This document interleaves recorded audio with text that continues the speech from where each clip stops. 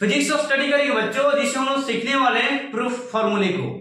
फिर बच्चों आज के क्लास होने वाला है उत्तल दर्पण में R बराबर जो प्रूफ फॉर्मूला है उसे कैसे प्रूफ किया जाता है वो मैं आपको इस वीडियो में बताने वाला हूं। और प्यारे बच्चों ये जो फॉर्मूला है ना R बराबर 2F, ये कम से कम आपको एग्जाम बोर्ड में 5 मार्क्स तक पूछा जाता है, अवतल दर्पण में भी और उत्तल दर्पण में भी। प्यारे बच्चों यदि आप लोग अवतल दर्पण में नहीं देखे हैं इसका फॉर्मूला प्रूफ का, तो जाइए प्लेलिस्ट में, मैंने वहां पे पहले ही इसका वीडियो बना रखा है अवतल दर्पण पे।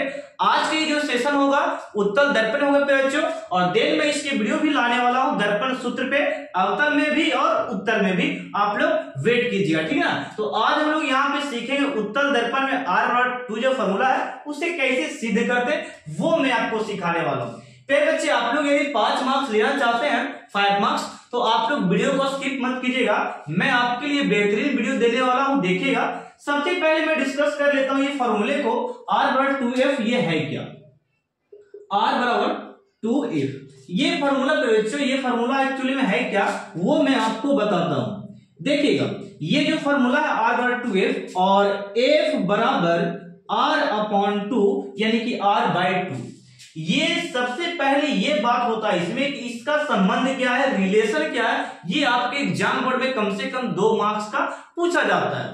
तो फिर बच्चों मैं बता दूं कि जब भी इसका संबंध की बात किया जाए, रिलेशन की बात किया जाए, तो आप लोग बोलिएगा कि सर जी वक्रता त्रिज्या जो होती है फोकस दूरी की दुगनी होती है, और नहीं तो सर जी फोकस दूरी जो होता है वक्रता त्रिज्या की आधी होती है। तो ऐसे लैंग्वेज में आप लोग समझा सकते हैं क्वेश्चन को, ओके। संबंध जब भी पूछे तो किसमें, वक्रता त्रिज्या और फोकस दूरी में जब संबंध पूछा गया तब लिखिएगा, ठीक है ना। तो ये थी संबंध की बात जो कि मैंने बताया। अब चलते प्रॉपर तरीके से सिद्ध कैसे किया था इस फॉर्मूले को, ठीक ना।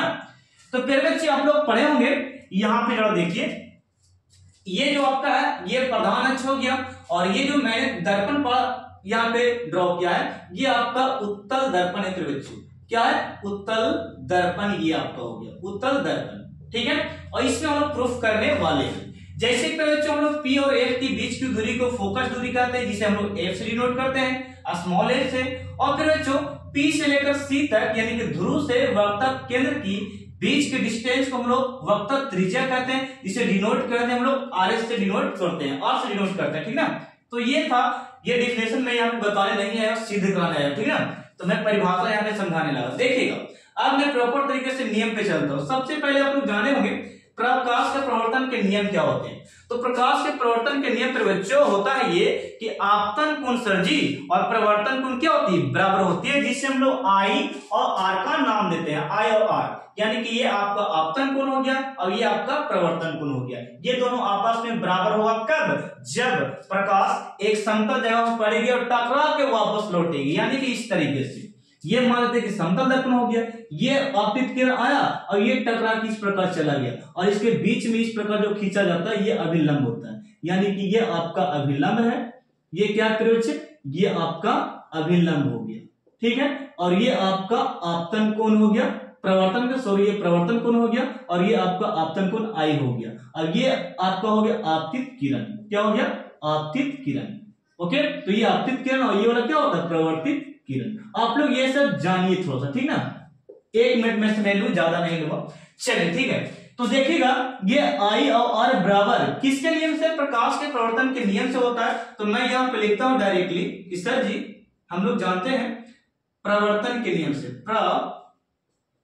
प्रवर्तन के नियम से, प्रकाश के प्रवर्तन के नियम से क्या जानते हैं। तो सर जी आपतन कोण और प्रवर्तन कोण क्या होता है, बराबर, यानी कि I बराबर R होता है। ये आपतन कोण हो गया, ये प्रवर्तन कोण हो गया। अब I को देख लो, तो I कोण वाला ये वाला कोण है, यानी कि ABN, ABN ये वाला कोण। तो लिख सकते हैं यहाँ पे कि सर जी यहाँ पे ABN, और R कोण वाला है तो ये वाला है DBN, यानी कि ये वाला बिंदु को मैंने B नाम रखा, ठीक है ना। तो यहाँ पे लिख सकते हैं आप DBN। ये हो गया दोनों कोण बराबर, किससे, तो प्रकाश के प्रवर्तन के नियम से। अब यार बच्चों मैं आपसे ये बता दूं, थोड़ा सा मैं 2 बातें यहाँ पे करने वाला हूं, जिससे पहले आपको मैं एक बात सिखाने वाला हूं। देखिएगा मैं आपको सिखाता हूं फिर बच्चे, जैसे कि देखिएगा, ये आप लोग क्लास 9 में पढ़े हुए बच्चों, मानते कि एल रेखा है और एम रेखा, एल और एम दो रेखाएं हैं और ये दो रेखाएं इस प्रकार है कि आपस में समांतर है। समांतर तो मतलब समझते हैं पैरेलल, इस प्रकार पैरेलल, इसके बीच का डिस्टेंस क्या होना चाहिए, बराबर। जैसे कि सीढ़ी निशान देखे होंगे, निशान उसका देखते हैं जो छोटा छोटा जो लगा हुआ होता है खुट्टा रेशा, यानी कि इस प्रकार देखिए, मान लेते हैं कि निशान है, ठीक है, ये निशान है ना, तो ये देखिए इसके बीच का डिस्टेंस क्या हो गया, ये बराबर, ये बराबर डिस्टेंस है, ये बराबर डिस्टेंस ये वाला, तो डिस्टेंस बराबर होता है, ये जो लाइन होता है बास जिसको हम लोग बोलते हैं, ये आपस में समांतर कहलाएगी, कब, जब इसके बीच की दूरी बराबर होगी तब। ओके, चलिए वो तो उसमें बात हो गया। अब स्टडी में थोड़ा सा चला है, ये दोनों रेखा आपस में समांतर कहलाएगी, और समांतर कहलाएगी मानते कि वो रेखा इस प्रकार इसको प्रतिच्छेद करती है, प्रतिच्छेद मतलब काटती है, मानते इस रेखा का नाम मैंने दिया पी, पी रेखा है, तो पी रेखा इस प्रकार काट रहा है इसको। तो फिर बच्चे मैं दो कोण यहाँ पे समझाऊंगा, ज्यादा डिस्कशन आपसे लेने वाला नहीं हूं। तो देखिएगा, मैं यहाँ पे ये जो ये सामने आमने सामने देख रहे हैं, आमने सामने ये वाला और ये वाला, इसको तेरे बच्चों बोला जाता है सम्मुख कोण। क्या बोलते हैं, सम्मुख कोण। और इसका नियम है कि एल और एम समांतर होता है। देखिएगा, समांतर ऐसे लिखते हैं, एल समांतर एम, एल समांतर एम, एल समांतर एम, एल और समांतर एम जब बराबर हो जाता है, एल और एम समांतर तभी होता है जब उसका सम्मुख कोण क्या होता है, बराबर। सम्मुख कोण क्या होता है, बराबर। या एल एम समांतर हो तो ये सम्मुख कोण भी आपस में क्या होता है, बराबर। यानी कि आमने सामने की कोण क्या होता है, बराबर। ये भी तो सर जी, ये भी तो होगा इसके बराबर, ये भी होगा सम्मुख कोण, ये इसके कोण के बराबर होगा आमने सामने, ये भी इसके बराबर होगा, ये वाला सामने इसका बराबर होगा, ये सामने इसका बराबर होगा, यानी कि सम्मुख कोण। ओके, चलिए सम्मुख कोण तो समझ गए फिर बच्चे। चलिए सम्मुख कोण को पहले यहाँ पे मैं लिख देता हूं। देखिएगा, सम्मुख कोण एक यहाँ पे है आपका कोण होगा। देखिएगा, तो ये लाइन को देखिए गौर से, यहां से लेकर यहां तक दिल्ली चलाया और ये यहां से यहां तक पटना गया, ठीक ना। तो ये वाला कोण, ये कोण और ये कोण को गौर से देखिए, सामने है, ये वाला कोण, ये वाला कोण क्या है, सामने है। तो सामने है तो फिर बच्चों इसको आप सम्मुख कोण नाम दे सकते हैं। क्या बोलेगा, सम्मुख कोण। क्यों सर, क्योंकि ये वाला ए बी लाइन और ये वाला लाइन क्या है, समांतर है। लिख सकते हैं कि ए बी समांतर क्या, पीसी, ए बी समांतर क्या, पीसी, तब ये सम्मुख कोण आपस में क्या हो जाएगा, बराबर। तो मैं यहां पे लिखता हूं, देखिएगा कि angle D B N parallel DBN, यानी कि डीबीएन, ये वाला पैरेलल हो गया। चलिए पहले इस नीचे वाला लिख लेते हैं, देखिए ये वाला पहले लिख लेते हैं, ठीक ना, ये वाला एंगल तब इसको लिखते हैं सी बी एफ। यहां पे मैंने लिखा सी बी और ये हो गया एफ, बराबर में ये वाला आर, आर के बराबर होगा, यानी कि D B N.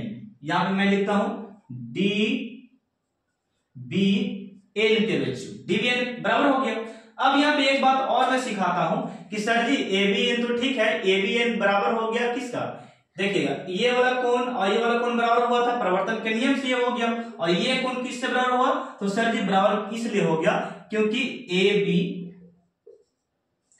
B parallel PC, A B parallel क्या है, पीसी, यानी कि जो पैरेलल है पीसी किसका, ए बी के समांतर है, ये समांतर, इसलिए सम्मुख कोण क्या हो गया, बराबर हो गया।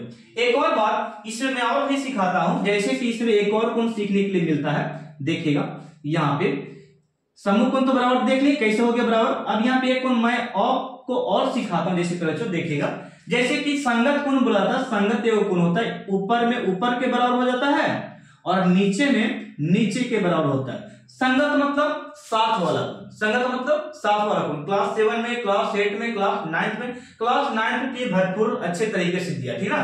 तो यहाँ पे देखिए ये नीचे वाला कोण बराबर होगा, यानी कि साथ वाला कोण, इसको क्या बोलेंगे, साथ वाला। ऊपर में कोण बराबर होगा तो ये संगत कोण है बच्चों, क्या संगत कोण। और ये ऊपर में बराबर हो जाएगा और ये नीचे में बराबर हो जाएगा, इसे हम लोग संगत कोण का नाम देते हैं। तो फिर बच्चों थोड़ा सा केयर कीजिए कि ये जो लाइन यहां से यहां खींच रहे हैं ना, ये जो लाइन यहां से खींच रहे हैं, देखिए ये वाला, ये देखो इस प्रकार जा रहा है, ठीक है। ये भी जरा देखिए, ये इस प्रकार जा रहा है, ठीक है। तो क्या यहाँ पे जरा देखो, ऊपर वाला ऊपर के बराबर नहीं है, यानी तो हम लोग भी बोल सकते सर जी कि ये आई जो है ये आई के बराबर होगा। कैसे सर, तो संगत कोण से होगा। क्यों सर, तो क्योंकि पीसी बराबर ए बी, यानी कि ए बी समांतर क्या है, पीसी है हम लोग लिख सकते हैं कि ए बी समांतर जब पीसी हो सकता है तो ई वाला कोण ए का बराबर नहीं हो सकता है, हो सकता है। तो हम लोग यहाँ पे लिखेंगे सर जी, यहाँ पे मैंने लिखा, मैं लिखता हूं कि ए बी एन मैंने लिखा ए बी एन बराबर किसका, ये वाला कोण का, देखिएगा बी सी एफ, हम लोग लिखेंगे यहां पे B C F, B C F, ये किससे, यानी कि ये हो गया A B parallel P C रहेगा तब, है ना, P A B parallel P C है, दो समांतर हो तो इस समूह कोण क्या होगा बराबर, ओके। तो यहाँ पे ये था संगत, क्या था, संगत कोण, ये संगत कोण से लिख दीजिएगा ब्रैकेट में करके, ये संगत कोण से। अब ये आपका जो हो गया किससे, तो ये हो गया आपका सम्मुख कोण से, सम्मुख मतलब सामने वाला, सम्मुख कोण से, ठीक है, लिख लीजिएगा। अब तो बच्चों जरा थोड़ा सा देखिए, मैं सुधारना चाहता हूं, यहाँ पे जो डीवीएन मैंने लिख दिया, इसको मैं इस तरफ लिखना चाहता हूं, देखिएगा यहाँ पे मैं इसको डीवीएन को यहां कर देता हूं, सीबीएफ को यहां कर देता हूं, ठीक है, आप लोग सुधार लीजिएगा। यहाँ पे देखिए डीबीएन है और सीबीएफ है, डीबीएन और सीबीएफ, डीबीएन और यहाँ पे मैं सीबीएफ कर देता हूं, सीबीएफ, कुछ नहीं मैंने किया, केवल ये इसको यहां पे कर दिया, इसको यहां पे कर दिया, इससे कोई दिक्कत होने वाली नहीं है। अब देखो फिर बच्चों यहां पे जरा देखिए कि सर जी यहां पे एबीएन और डीबीएन और एबीएन, यानी कि एबीएन क्या है, बराबर। फिर बच्चों यहां पे देखिए, ये जब आपस में तीनों बराबर हो सकता है, ये तीनों को बराबर बोल सकते हैं। मैं ज्यादा यहाँ पे लंबा लिफाफा लेने वाला नहीं हूं, मानते कि देखिएगा एबीएन जो है डीबीएन के बराबर है, एबीएन जो है डीबीएन के बराबर है यहाँ पे बच्चों, तो कहा था डीबीएन बराबर है सीबीएफ के, तो क्या इसका बराबर ये नहीं होगा, तो उतना लंबा लिफाफा मत कीजिए, ये तीनों आपस में क्या है, बराबर है, तो ये दोनों को आपस में क्या कर सकते हैं, बराबर, यानी कोई दो को बराबर कीजिएगा तो ये वाला भी दो आपस में क्या होगा, बराबर, कोई दो को बराबर कीजिएगा तो ये वाला भी दो आपस में क्या होगा, बराबर। बात को समझ पाए, मैंने ये बोला कि इसमें से दो को कोई किसी को बराबर कीजिए, ठीक है, मैं इसको बराबर करता हूं, डीबीएन बराबर एबीएन, ये दोनों को मैंने क्या किया, बराबर, तो ये दोनों बराबर है, देखिएगा एबीएन जब इसके बराबर हो गया तो फिर बच्चों आप बोल सकते हैं कि ये वाला इसके बराबर भी हो सकता है, ठीक है, तो देखिएगा ये वाला बराबर ये वाला इसका है, क्योंकि इतना बराबर इतना लिखा गया, ठीक ना, ये वाला इसका बराबर है, तो हम लोग बोल सकते हैं ये वाला इसका बराबर भी हो सकता है, और जब ये बराबर है तो हम लोग ये वाला भी बराबर लिख सकते हैं। एलएचएस ऑलरेडी पहले से तीनों क्या है, बराबर, तो ये वाला साइड को हम ये वाला को और ये वाला को बराबर लिख रहे हैं, ठीक है। तो देखिएगा मैं यहाँ पे इरेज कर रहा हूं थोड़ा सा, इसको थोड़ा सा दिमाग खराब हो गया ना, यहाँ पे जरा देखिए, आप लोग केवल यहाँ पे याद रखिए कि इसको बराबर करना है, ठीक ना, यहाँ पे क्या डीबीएन और एबीएन क्या बराबर, इसलिए मैं इसको सीबीएफ और बीसीएफ को क्या करने जा रहा हूँ, बराबर करने जा रहा हूँ, ठीक है ना, बस यही रोल इसमें है। और ज्यादा ज्योमेट्री के शौक है तो मुझे कमेंट कीजिए, मैं इस सारे टॉपिक को आपको, क्योंकि मैं इसको समझाने के लिए आपको मैं आधे घंटा खींच सकता हूँ, ठीक है ना, तो इसलिए मैं ज्यादा समय नहीं दूंगा, आपको यही केवल बोला कि ये तीनों एंगल क्या है, बराबर है, और ये जब बराबर हो सकता है तो ये दोनों भुजा आपस में क्या हो सकता है, एंगल बराबर हो सकता है, सॉरी एंगल बराबर हो सकता है। तो मैं यहां पे लिखता हूं कि एंगल सी बी एफ बराबर एंगल बी सी एफ बराबर किससे सर, तो एलएचएस वाला साइड बराबर था, एलएचएस वाला साइड क्या था, बराबर, तो आरएचएस वाला साइड क्या हो गया, बराबर हो गया सर जी, ओके। तो ये था इसका बात, जो कि हम लोग यहाँ पे आरएचएस से इसको क्या कर दिए, बराबर कर दिए, ओके। तो अब यहाँ पे पता चलता है बच्चों एक थ्योरम है, जरा सुनिएगा ध्यान से, कि आप लोग को मैंने समझाया था पीछे अवतल दर्पण जब सिद्ध कर रहे थे ना, तो वहां पे मैंने समझा रखा है इसको, ठीक है, देखिएगा मैं यहाँ पे लिखता हूं ए बी सी, एक ट्राइंगल है, और ये ट्राइंगल जो है समद्विबाहु है, क्या है, समद्विबाहु, समद्विबाहु कहने का मतलब दो भुजा बराबर, कोई भी दो भुजा बराबर कर सकते हैं, कोई दिक्कत नहीं है इसमें, ठीक ना। तो मैंने दो भुजा बराबर किया समद्विबाहु में, ए बी बराबर क्या है, ए सी, समद्विबाहु में दो भुजा बराबर होती है, तो फिर बच्चों समद्विबाहु में दो भुजा बराबर होती है, तो कहता क्या है कि समद्विबाहु का एक थ्योरम बोलता है कि समद्विबाहु का भुजा के सामने वाला कोण, भुजा के सामने वाला कोण, यानी कि ए बी भुजा के सामने सी कोण है और ए सी भुजा के सामने बी कोण है, तो ये आपस में बराबर होता है। यदि समद्विबाहु त्रिभुज में दो भुजा क्या होता है, बराबर, तो उसके सामने वाला भी कोण क्या होता है, बराबर, यानी कि हम लोग लिख सकते हैं सर जी यहाँ पे ए बी बराबर ए सी है, ए बी बराबर क्या है ए सी, तो इसके सामने वाला कौन कौन वाला बताइएगा, ए बी के सामने सी है तो हम लोग लिखेंगे सी, और ए सी के सामने क्या है, ए सी के सामने एंगल बी है, तो ये दोनों बराबर हो गए, क्या हो गया बराबर। फिर बच्चे ओके। और आपसे यही से भी पूछ सकता है कि यदि दो कोण बराबर हो, यदि दो कोण बराबर हो, या करके लिख सकते हैं, दो कोण बराबर, मान लेते कि एंगल बी और एंगल सी क्या है बराबर, एंगल बी बराबर एंगल सी बराबर है, यानी कि दो कोण बराबर हो तो इसके सामने वाली भुजा यानी कि बी के सामने भुजा कौन है ए सी, यानी कि ए सी, और सी के सामने भुजा कौन है ए बी, तो ये हो गया ए बी, यानी कि जब कोण बराबर तो भुजा बराबर, जब भुजा बराबर तो कोण बराबर, बात समझे। तो ये समद्विबाहु का एक थ्योरम है, यानी कि जब भुजा दो बराबर होगा तो उसके सामने वाला कोण भी बराबर होगा, और यदि फिर बच्चों जब कोण बराबर होगा तो भुजा भी उसका क्या होगा बराबर होगा। यह समद्विबाहु का एक थ्योरम का नियम है। तो देखिएगा इस रिलेशन से इसको मैं समझाना चाहता हूं।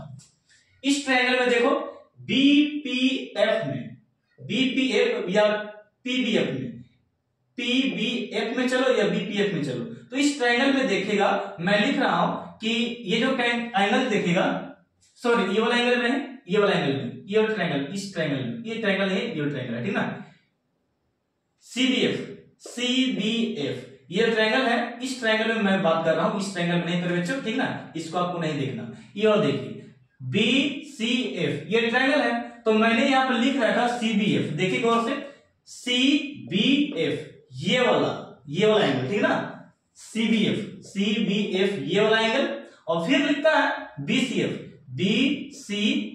यानी कि ये वाला एंगल, ये दोनों आपस में बराबर है, देखो लिखा ना बराबर है। तो जब बराबर है तो इसके सामने वाला भुजा ये, देखो ये भुजा, इसके सामने भुजा ये है, और इसके सामने ये भुजा है, यानी कि फिर बच्चों आर के सामने वाली भुजा ये है एफ सी, और आई के सामने वाली भुजा ये वाला हो गया, ठीक ना। तो ये दोनों आपस में बराबर होगा। कब? जब मैंने यहां पे समझाया कि दो कोण बराबर तो भुजा भी सामने वाला का बराबर, जब भुजा बराबर तो दोनों कोण भी आपस में क्या बराबर। ये समद्विबाहु के एक प्रूफ में 9th क्लास में थ्योरम है, ठीक ना, आप लोग स्टडी कर सकते हैं जाकर उसको। चलिए तो उसी हिसाब से मैं लिखता हूं यहां पे बच्चों, उसी हिसाब से मैं लिखता हूं कि सर जी बी एफ और सी एफ बराबर होता है, ये वाला भुजा और ये वाला भुजा बराबर होता है। मैं लिखता हूं सी बी एफ का सामने देखिएगा सी बी एफ यानी कि ये वाला भुजा, इसके सामने ये वाला एफ सी यानी कि सी एफ, क्या हो गया सी एफ क्या बच्चों। बी सी एफ के सामने देखिएगा बी सी एफ यानी कि इसके सामने कौन है बी एफ है, तो इसको आप लिख सकते हैं बी एफ, क्या हो गया बी एफ। ये कैसे लिखा है, सामने वाला भुजा लिखा गया। तो बताओ जब दो भुजा बराबर हो किसी त्रिभुज में तो आप समद्विबाहु नहीं बोलिएगा, तो लिखिए पे बच्चों यहां पे अतः त्रिभुज सीबीएफ लिखो या बीसीएफ लिखो, त्रिभुज का नाम कैसे लिख सकते हैं। सीबीएफ एक समद्विबाहु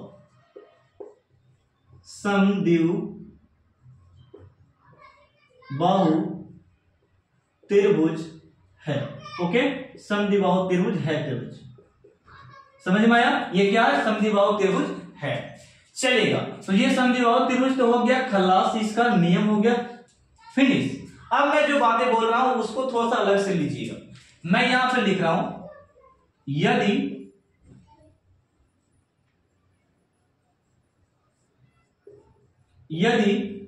बी पी के निकट हो तो, मैंने एक बात लिखा यहां पे, कहता है कि ये जो बी बिंदु है ना, ये बी बिंदु जो है यहां पे बी बिंदु पी के निकट हो, यानी कि ये वाला यहां पे चला गया, ठीक है।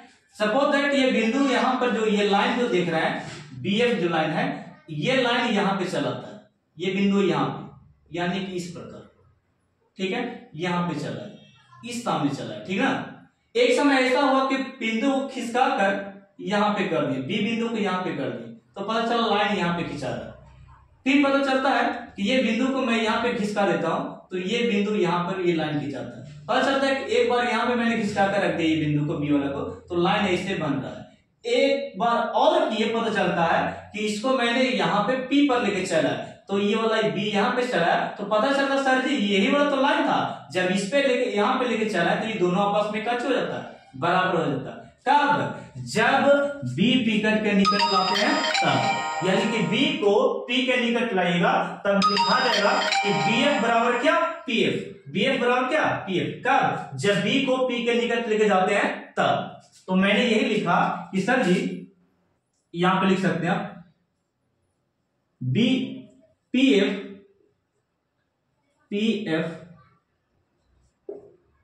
PF बराबर BF। मैंने क्या लिखा? मैंने लिखा PF बराबर BF। PF बराबर क्या? BF मैंने लिखा। कैसे? ये वाला इक्कर बराबर कैसे हो गया? क्योंकि B को P के नजदीक जब लाएंगे, B को P के निकट लाएंगे तो ये दोनों भुजा आपस में क्या हो जाएगा? बराबर हो जाएगा। चलिए ये कैसे लिखा है पता चला? नजदीक लाने से।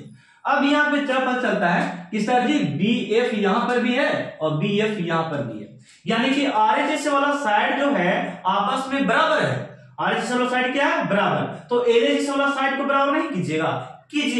तो हम लोग देखिएगा RHS जब बराबर हो तो LHS के बराबर किया जा सकता है। तो हम लोग लिखेंगे फिर बच्चों यहाँ पे लिख सकते हैं हम, यहाँ पे ये दोनों को बराबर कर रहे हैं तो लिखेगा यहाँ पे कि PF बराबर CF। चलिए ये कहां से आया? आप इससे पूछते हैं। ये इसलिए लिखा गया क्योंकि BF का चीज था, RHS वाला बराबर था। जब RHS साइड बराबर होता है तो LHS वाला साइड को क्या कर सकते हैं? बराबर कर सकते हैं। ये आपका था, ठीक है ना। अब यहाँ पे फिर बच्चे अगला क्वेश्चन आपका है, यहाँ पे जरा देखिए कि PF को हम लोग क्या माने हैं। जरा देखो PF यहां से लेकर यहां तक बच्चों छोटा f है। क्या है? छोटा f। तो यहाँ पे मैंने छोटा f लिखा। अब CF को कहां पे है? तो CF सर जी यहां से लेकर यहां तक, ठीक ना। CF यहां से लेकर यहां तक है, CF यहां से यहां तक। तो मैं एक बात बताता हूं कि यदि PC को 2 से भागा दे दें, 2 से भागा यानी कि PC बड़ा है, PC लिखो या CP लिखो, 2 से भागा देते हैं। ये बड़ा वाला भाग को 2 से भागा देते हैं, काटते हैं, ये वाला भाग को काट देते हैं, ये वाला भाग को कैसे करते हैं? काट देते हैं। तो बचेगा कौन? ये वाला भाग। तो यही तो हमको लाना था, यही लाना था ना। यानी कि PF वाला भाग को 2 से काट दिए हम, काट के इसको क्या कर दिए? अलग कर दिए। तो बचेगा कौन? CF। तो देखिए PC में 2 से डिवाइड करेंगे तो मेरा CF बचेगा। क्या बचेगा? CF बचेगा। तो इसलिए मैंने लिखा कि PC बटा 2 लिखेंगे तो C हम लोग प्राप्त होगा। क्या होगा? प्राप्त होगा। तो हम लोग यहाँ पर लिख सकते हैं फिर बच्चों कि F को F रह देते हैं और PC का वैल्यू जरा देखो, PC यहां से लेकर यहां तक बड़का R है। क्या है? बड़का R। तो मैं इसे लिखता हूं R ऊपर में और 2 नीचे में। ये आपका एक फॉर्मूला है, या इसी को एक और तरीका से लिखता है R बराबर 2F, यानी कि इसका तीसरा तिरछी गुना कर दीजिएगा ना, ये वाले इससे कैसे गुना, तो R यहां चला जाएगा, 2F यहां पे, यानी कि ये दोनों आपका सिद्ध हो चुका है फॉर्मूला। ठीक है, एक ही फॉर्मूला को कई तरीका से लिख सकते हैं। तो फिर बच्चों मुझे कमेंट सेक्शन में बताइएगा वीडियो कैसा लगा आपको। ठीक है, तो मैं एक प्रॉब्लम आपको बता दूं कि आपको दिक्कत कहां पे हुआ होगा। आपको दिक्कत यहां पे होगा फिर बच्चों कि इसे आप कैसे लिख दिए सर। तो फिर बच्चे मुझे कमेंट कीजिए फिर बच्चों कि सर मुझे ये बातों को थोड़ा सा, यदि आप में चाहते फिर बच्चों कि सीखने की, तो आप मुझे कमेंट कीजिए, पॉइंट को मैं अच्छे से आपको तोड़कर बता दूं। यदि आपको मैं इसको तोड़ने लगूं तो ये काफी लंबा चौड़ा वीडियो हो जाएगा। इसलिए मैंने बोला कि ये जो तीनों एंगल है आपस में बराबर हो सकती है, क्योंकि ये इसका बराबर हो सकता है तो क्यों नहीं ये वाला इसका बराबर हो सकता है, क्योंकि देखो यहाँ पे आपस में ये दोनों काची है, बराबर है। बात को समझे? तो ये वाला इसलिए बराबर था, इसलिए हम लोग ये आदेश को क्या कर दिया, वहां पे बराबर कर दिया। ठीक है, तो ये था इसका नियम जो कि मैंने एक एक पॉइंट तोड़कर बताया आपको। अब इस तरीका से यदि लिख देते हैं मेरा बोर्ड एग्जाम में, आपको नंबर नहीं कटेगा फिर बच्चों। ठीक है ना, एक एक पॉइंट आपको मैंने अपने हिसाब से इसको मैंने बताया। ठीक है, इसे आप लोग अच्छे से प्रूफ करके प्रैक्टिस करके रखना है। और नेक्स्ट वीडियो में लाने वाला हूं किसका, दर्पण सूत्र का, अवतल दर्पण में और उत्तल दर्पण में भी बारी बारी से आने वाला। ठीक है, तो आप लोग वेट कीजिए थोड़ा सा। तो इस आप स्क्रीनशॉट लेकर प्रैक्टिस कर सकते हैं। मिलते हैं